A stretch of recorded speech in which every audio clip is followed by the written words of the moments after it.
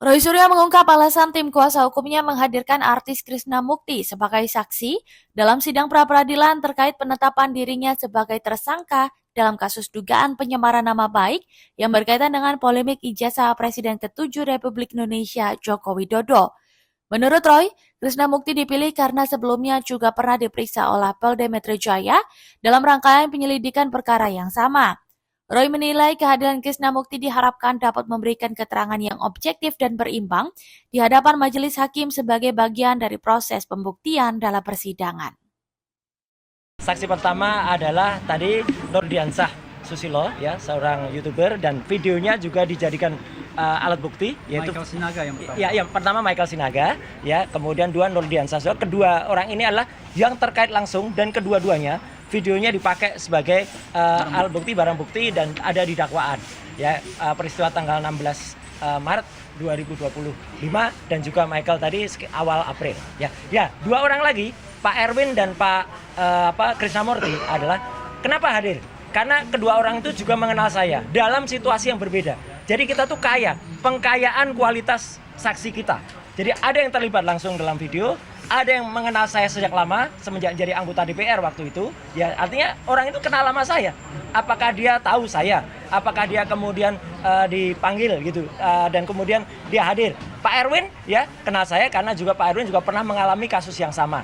Dan juga artinya apa? Ini menunjukkan, kalau tadi teman-teman pengen tanya lagi, kenapa ada Krishna? Itu adalah upaya kami, upaya kuasa hukum untuk menghadirkan saksi-saksi yang fair.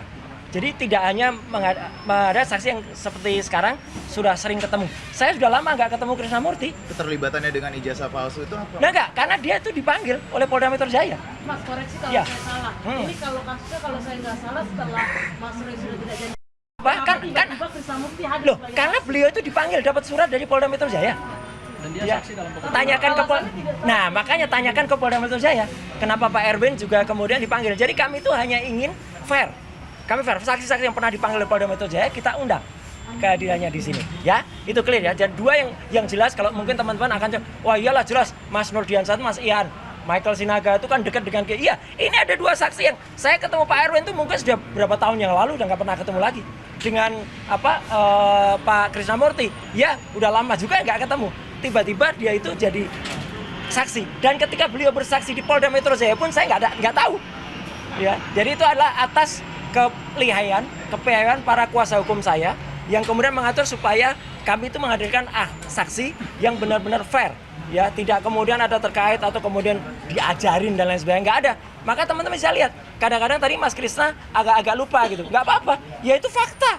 Kalau bisa kita hadirkan saksi yang misalnya lebih dekat dengan kita, jadi ingatannya masih fresh ya itu. Tapi sini, yang ingin saya tambahkan adalah, tadi saya menambahkan apa yang keterangan oleh Mas Refli dan juga Mas Sangaji adalah apa? Alat bukti yang kita hasilkan atau barang benda yang kita hasilkan itu adalah misalnya satu, ya, yang kemudian kita buktikan meskipun kita tidak masuk ke pokok perkara.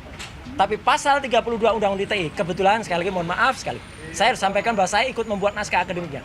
Itu adalah computer crime. Kejahatannya terjadi di dalam komputer. Dan itu bisa dijadikan barang bukti kalau bisa diakses. Teman-teman tadi bisa lihat, ya. Itu jelas-jelas bisa diakses. Dan yang untuk mengakses apa? Komputer milik Pengadilan Negeri Jakarta Selatan. Hakim cerdas banget. Hakim menanya, itu komputer akunnya milik siapa? Akunnya milik PNJS, Pak. PNJS adalah Pengadilan Negeri Jakarta Selatan. Jadi bukan akun saya, bukan akun handphone teman-teman kuasa hukum.